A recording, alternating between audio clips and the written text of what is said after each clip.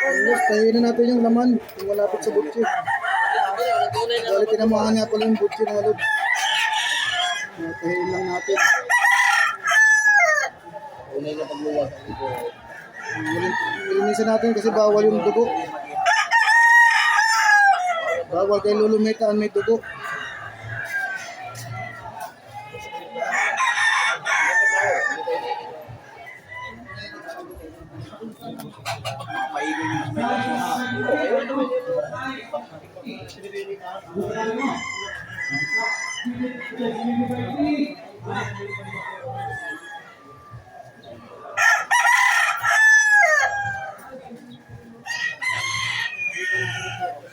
Okay.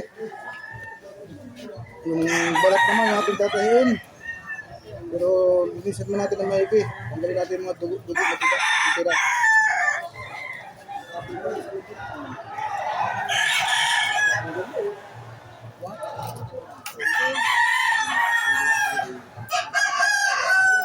Hindi man yung naayad na eruption.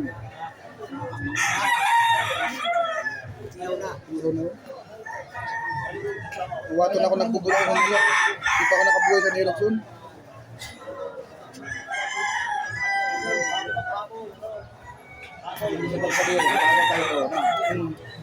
Para kayo na. Naluyan talaga sa diri. Kaya ito kahit ito.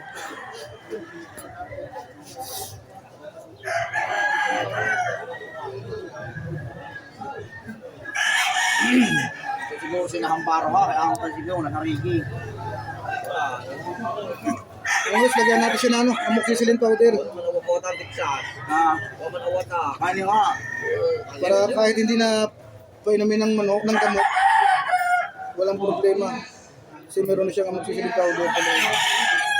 At ako nito mo yung Eric man ito. Video, pay mo naman lang yan. Sulong lang. Abog nga sa imo. Maparong. Kasiyak ako din. Nagre-request yung isa kong kasama. Ayan o. Oh. Yung ginagamot niya o. Sa puwit ng manok. Puwit ng manok yung tama. Yun yung tama na hindi gumagaling. Ang kasunod niyan, pala. Pala at saka kwan. Yun na.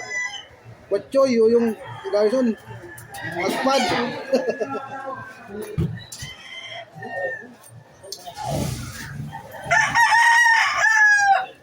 Gagaling, ako tulala. Gagaling pero tulala.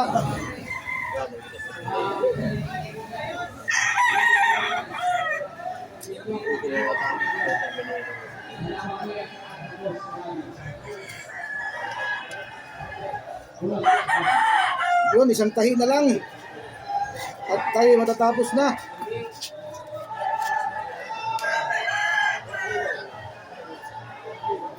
Okay. Tapos na. Lagyan na lang natin siya ng quick heal.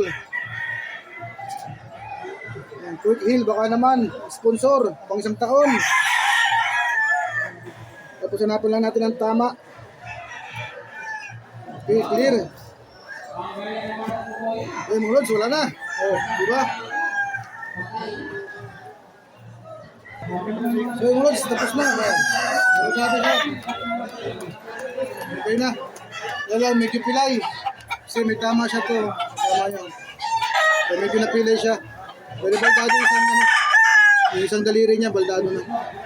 Pero makaka-recover pa naman to.